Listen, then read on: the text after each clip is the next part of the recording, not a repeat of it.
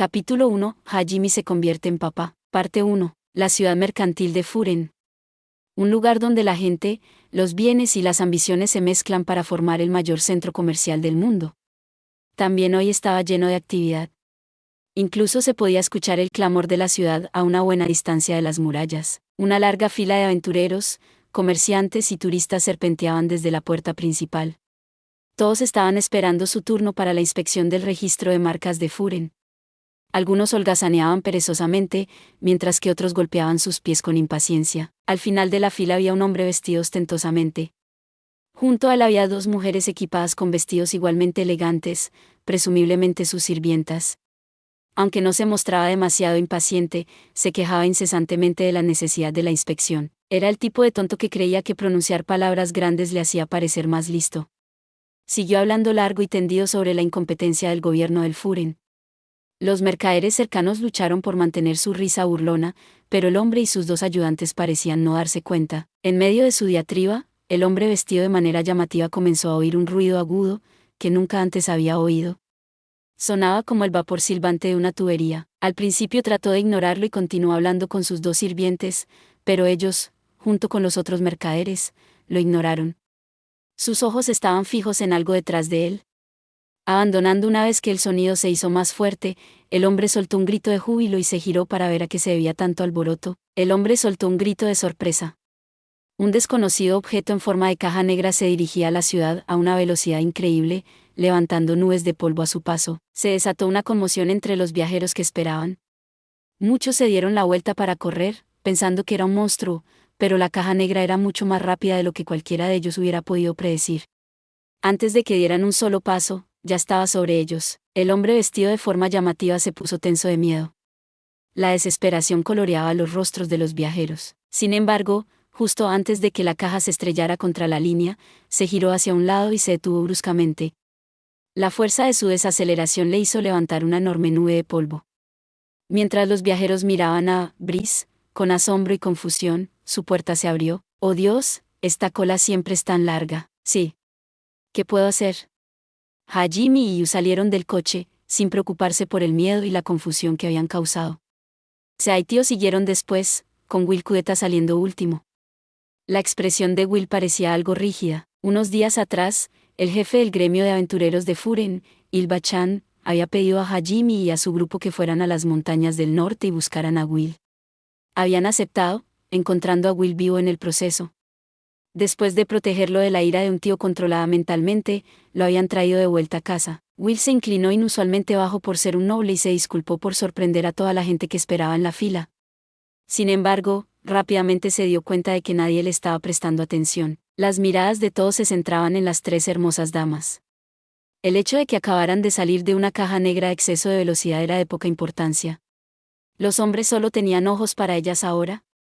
Cada vez que se movían, suspiros de aprecio resonaban entre la multitud. Hajime se sentó en el capó de Brice y estudió la línea. Probablemente tardará otra hora, parece, dijo mientras entrecerraba los ojos. Estar sentado en el coche durante tanto tiempo había dejado a Hajime un poco rígido, así que empezó a estirarse junto a Yu y los demás. Aún quedaba mucho tiempo hasta que entraran, así que más vale relajarse, pensó. Brice era operada mediante la aplicación directa de maná, por lo que podía controlarlo sin tener que sentarse en el asiento del conductor. Por supuesto, su control no era tan preciso como cuando estaba al volante, pero aún así podía moverla hacia adelante lentamente a medida que avanzaba la línea. Se crujió el cuello de lado a lado, aflojándolo. Yu se sentó tras él y le dio un masaje en los hombros. Sonriendo, Hajime se inclinó hacia Yu. Las orejas de conejo de Sea se cayeron un poco. Sintiéndose excluida, subió por el capó y se sentó junto a Hajime. «Permíteme unirme a ti también», proclamó Tío. Ella subió al otro lado de Hajime e intentó presionar sus pechos contra su brazo. Sin embargo, una bofetada de Hajime la hizo caer. Aunque, la forma en que gemía mientras él la bofeteaba implicaba que lo había disfrutado. La había golpeado lo suficientemente fuerte como para que se hubiera dado la vuelta varias veces, pero... para el masoquista Tío, no había mayor recompensa. Hajime frunció el ceño mientras ella respiraba con hesitación a sus pies. Sonriendo torpemente, se hizo una pregunta importante en su mente. «Hajime-san? ¿Estuvo bien conducir hasta aquí en Brice?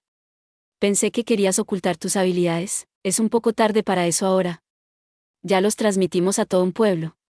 Te garantizo que en todas partes. Los guardias habrán oído hablar de nosotros en una semana. Además, esperaba que este día llegara con el tiempo. Aunque esperaba que no ocurriera tan pronto, sí. No hay necesidad de precaución ahora. Hajime se encogió de hombros. Hasta hace poco, había estado dispuesto a sufrir un pequeño inconveniente si eso le ahorraba problemas en el futuro. Sin embargo, tras la batalla de Ur, no dudaba que las historias de sus maravillosos artefactos se extenderían por todo el reino en poco tiempo. Como su tapadera ya había sido descubierta, ya no había razón para que escondiese sus habilidades o equipo. Supongo que tienes razón.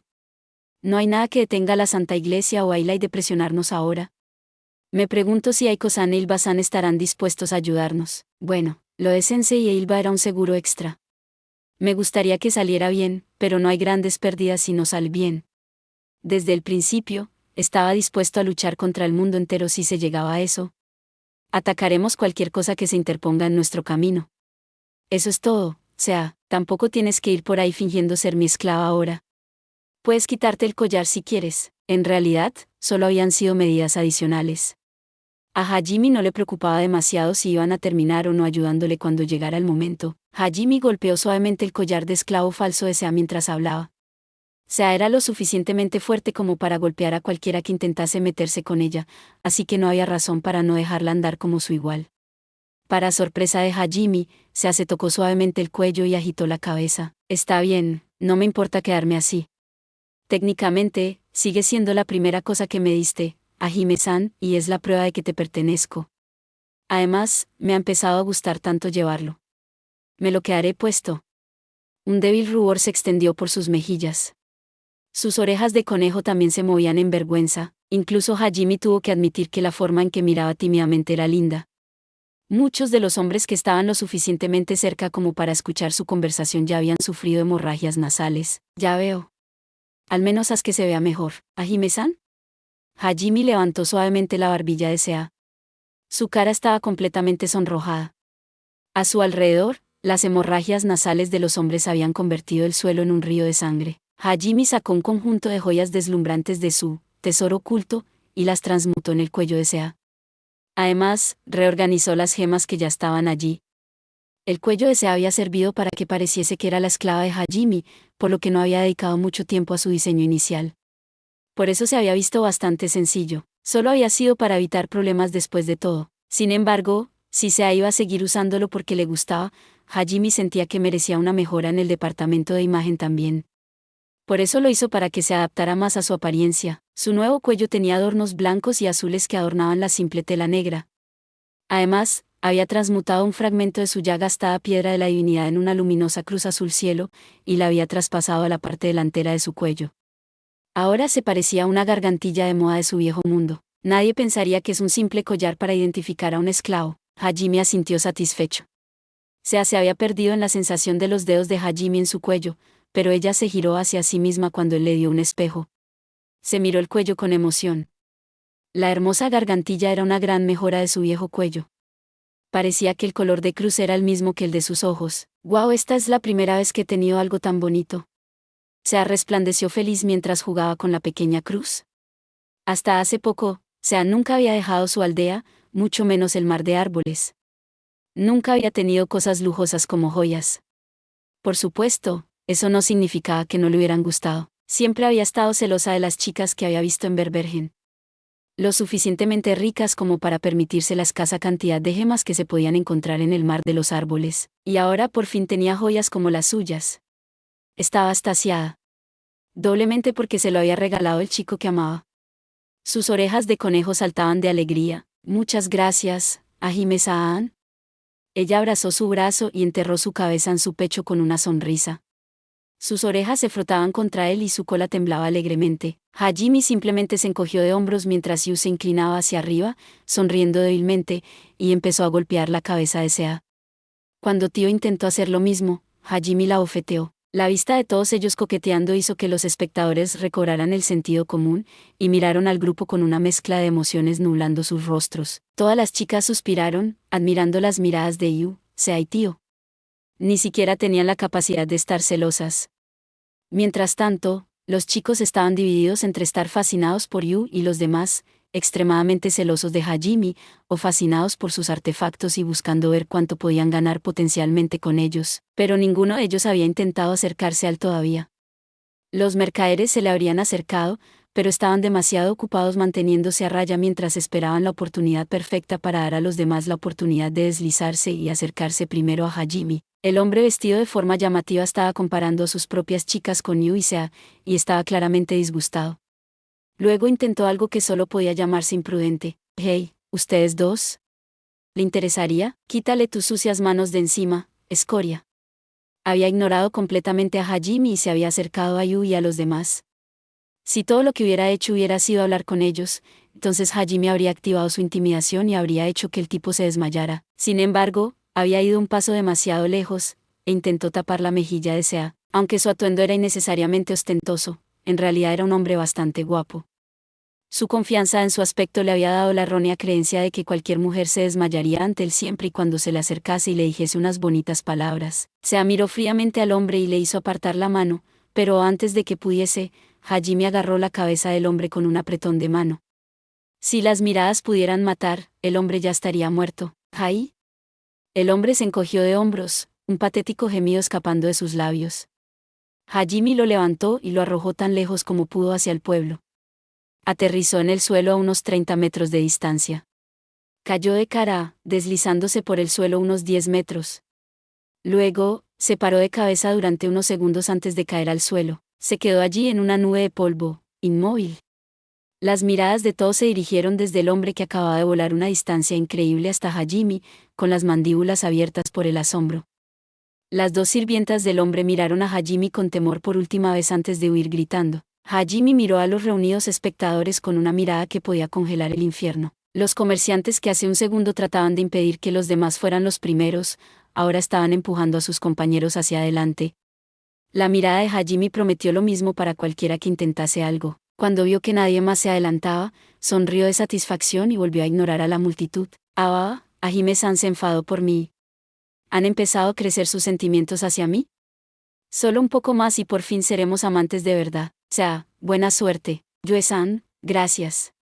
Haré lo que pueda. A pesar de lo que dice, parece que te aprecia mucho. Maestro, ¿cuándo va a empezar a apreciarme así? Me encantaría que me arrojaras como ese hombre. Se aplaudió sobre sus mejillas y se retorció de felicidad. En realidad, Hajime no había sido capaz de soportar cómo el tipo había caminado como si fuera el dueño de todos y cada uno. Aunque también era cierto que abrazaba a Sea, así que tampoco podía negar exactamente lo que Tío había dicho. A un lado, cuando Tío expresó su deseo de ser lanzada también, Hajime simplemente la abofeteó de nuevo. Cayó al suelo, gimiendo de éxtasis otra vez. Hajime la miró con ira, pero eso solo la excitó más. Rendiéndose, suspiró dramáticamente y decidió ignorarla. Will solo se sentó en la parte trasera del vehículo, abrazando sus rodillas. Hacía lo que podía para fingir que no tenía nada que ver con el grupo. En ese momento, estalló una gran conmoción al principio de la fila. Hajime miró hacia allí, viendo a los guardias de la puerta que se dirigían hacia allí. Probablemente habían visto el altercado anterior y habían venido a ver qué había pasado. O tal vez solo habían visto al hombre tirado en el suelo y querían averiguar qué había ocurrido. 3 hombres con armadura habían salido a caballo y estaban interrogando a los mercaderes cercanos mientras se dirigían hacia Hajime. Uno de los mercaderes señaló a Hajime, y luego al hombre que yacía en el suelo. Entonces, un guardia dio órdenes y cabalgó hacia el hombre derrumbado. Los otros 2 se dirigieron hacia Hajime y los otros, que aún estaban coqueteando sobre el capo de Brice. Sus miradas se endurecieron. No porque fuera su deber como guardias, sino porque estaban celosos. Oye, tú. ¿Qué es todo este alboroto? ¿Y qué es eso de la caja negra? Explícate. Aunque se estaba dirigiendo a Hajime, su mirada seguía cambiando hacia Yu, por lo que no sonaba tan intimidante como pretendía. Hajime se lo había esperado, por lo que contestó sin dudarlo. Este es mi artefacto. Es un vehículo que puede moverse sin caballos. En cuanto a ese tipo, intentó ponerle la mano encima a mi compañera, así que lo mandé a volar. Intentaba violarla. ¿Puedes creerlo? Mira lo asustada que está ahora. Honorable guardia, seguramente no querrá ponerse del lado de ese violador. Mis amigas y yo nunca nos sentiríamos a salvo viniendo al Furen, sabiendo que la ley protege a criminales como él. ¿Lo entiendes, verdad? Hajime hizo girar su historia sin pestañear. Se aferraba a Hajime, y dependiendo de cómo lo interpretaran, podría parecer que estaba aterrorizada. Will miró a Hajime desde atrás. «Demonio de lengua plateada», murmuró. Sin embargo, Hajime le ignoró. Todos los mercaderes cercanos murmuraban cosas como violarla.